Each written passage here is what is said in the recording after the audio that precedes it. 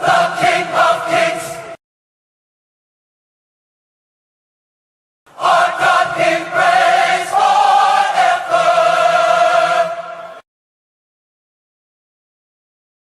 Jesus is Lord, the Lord of Lords. Our God be praised forever. Jesus is King, the King of Kings. Our God be praised forever.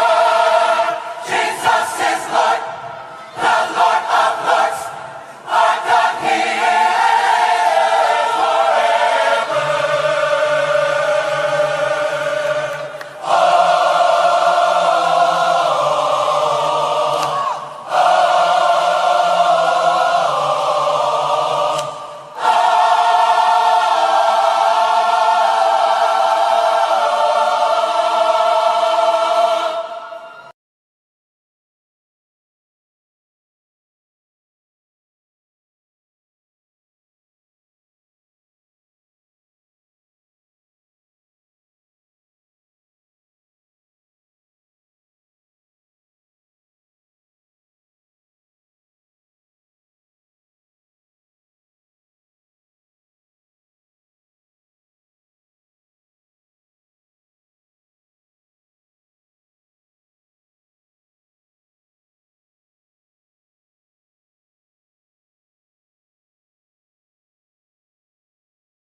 You need to watch this if you struggle with finding purpose.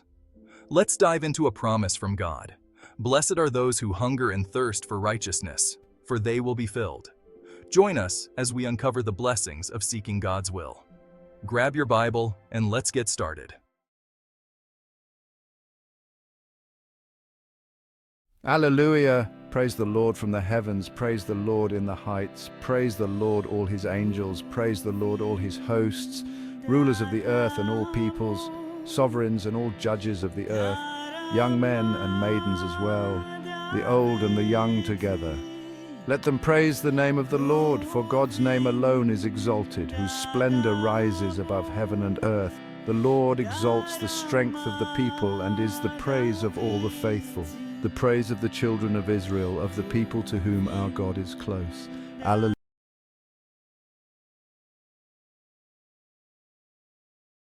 Gently. Imagine standing at the edge of a vast, beautiful field. What do you see? Warmly.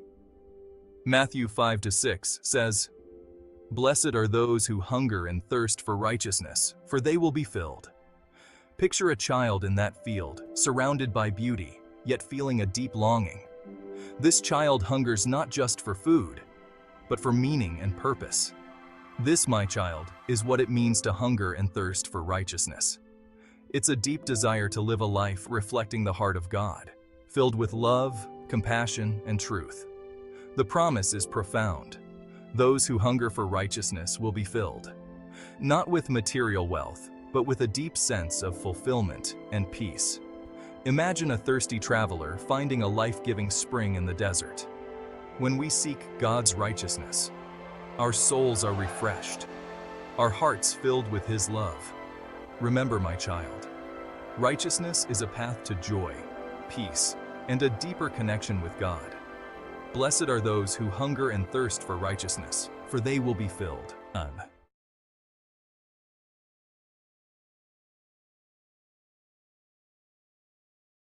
I bet you didn't know that one verse could change your life forever. Let's dive into Matthew 5-6 and see why. Blessed are those who hunger and thirst for righteousness, for they will be filled. Imagine, my child, standing at the edge of a vast field, seeing beauty yet feeling a yearning for something deeper. This is the hunger for righteousness. Think of a weary traveler in a desert, desperately seeking water. When they find it, their soul is refreshed. So too, when we seek God's righteousness, we will be filled with His love and strength. Do you feel that hunger in your heart? Embrace it. Ask God to guide you. Reflect on what it means to live a life of righteousness. Dear Heavenly Father, thank you for this promise of fulfillment. Guide me, Refresh my soul and fill me with your love. Amen. Remember, my child, God desires the best for you. Trust in His promises, pursue righteousness, and experience the profound joy.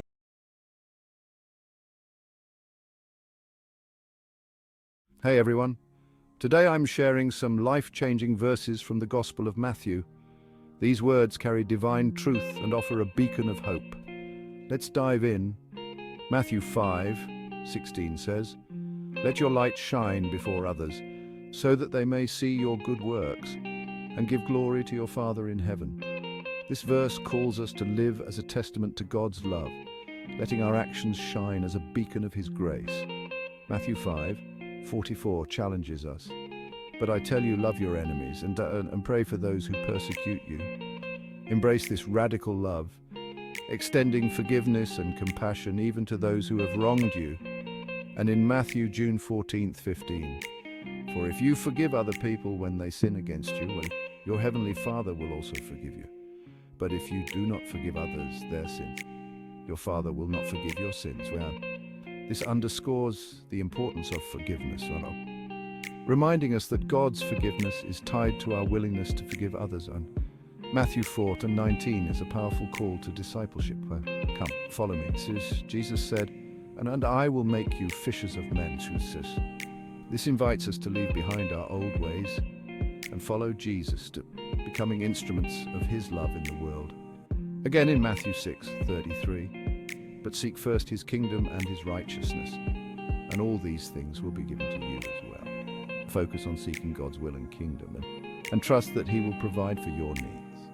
Lastly, Matthew 6:5-6 reminds us about the importance of sincere prayer. "And when you pray, do not be like the hypocrites, for they love to pray standing in the synagogues and on the street corners to be seen by men. Truly I tell you, they have received their reward in full. But when you pray, go into your room, close the door and pray to your Father who is unseen. Then your Father, who sees what is done in secret, will reward you." But let these verses inspire you, guide you.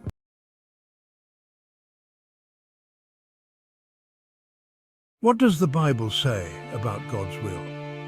This question has puzzled and intrigued seekers of truth for centuries. But let me speak to you with a heart full of love and understanding. For God's will is not a mystery to be deciphered, but a path to be embraced with trust and joy. The Bible, my friend, offers a beautiful tapestry of truths about God's will, guiding us towards a deeper understanding of His heart and His purpose for our lives. First, God's will is for our good. Romans 8:28 says, "And we know that in all things God works for the good of those who love Him, who have been called according to His purpose." This verse assures us that God's plan for our lives, even when it seems difficult or confusing, ultimately leads to our good. Second, God's will is revealed through His Word. Psalm 119:105 tells us, "Your word is a lamp for my feet, a light on my path." God's word illuminates our path, guiding us towards His will and His purpose. Third, God's will is not a force but a grace. Philippians 2:13 says, "For it is God who works in you to will and to act in order to fulfill His purpose." God's will is a grace that we are invited to embrace, empowering us to choose to live in alignment with His will. Fourth, God's will is a journey of faith. Proverbs 3:5-6 urges us, "Trust in the Lord with all your heart and lean not on your own understanding. In all your ways submit to Him, and He will make your paths straight." Understanding and living in God's will is a process of seeking, listening, and trusting. Finally, God's will is centered on love. 1 John 4:7-8 says, "Dear friends, let us love one another, for love comes from God. Everyone who loves has been born of God and knows God. Whoever does not love does not know God, because God is love." At the heart of God's will is love. A love that desires for us to live in love, to love Him with all our heart, and to love our neighbors as ourselves. Now let's talk about some practical steps. 1. Seek God's will through His Word. Spend time reading and studying the Bible. Ask God for guidance as you read and allow His words to speak to your heart. 1. Pray for God's guidance. Ask God to reveal His will for your life and to give you wisdom and discernment to know His path. 1. Be open to God's leading. Be open to God's voice, to His promptings in your heart, and to the opportunities He places before you. 4. Trust God's timing. God's timing is perfect. He is working everything together for your good, and He will reveal His plan in His perfect time. Think of God's will as a magnificent tapestry woven with countless threads, my friend. Each thread represents a different aspect of His will, intricately connected, forming a grand design that surpasses our understanding. So embrace this journey with trust and joy, knowing that God's will is a path of love, grace, and purpose laid out just for you. Thank you for watching. May you walk confidently in the light of His will.